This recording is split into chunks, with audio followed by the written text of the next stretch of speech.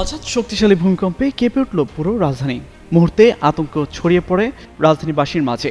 এর মাত্রা ছিল 5.5।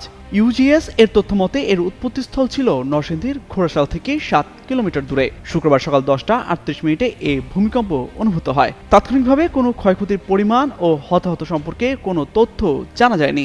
এর আগে গেল 14 সেপ্টেম্বর রাজধানী ঢাকা সহ দেশের বিভিন্ন স্থানে ভূমিকম্প অনুভূত হয়েছে। বাংলাদেশ, নেপাল, ভুটান, মিয়ানমার, চীন ও ভারতে ভূমিকম্প অনুভূত হয়। সে সময় যুক্তরাষ্ট্রের ভূতাত্ত্বিক জরিপ সংস্থা তাদের ওয়েবসাইটে জানিয়েছে, বাংলাদেশ, ভারত সহ দক্ষিণ এশিয়ার অন্তত 6 দেশে রিক্টার স্কেলে 5.9 মাত্রার ভূমিকম্প আঘাত এনেছে। ভূমিকম্পটির উৎপত্তিস্থল ভারতের আসাম রাজ্যের উদলগুড়ি থেকে 14 কিলোমিটার পূর্বে। এদিকে পাকিস্তানেও ভূমিকম্প আঘাত এনেছে।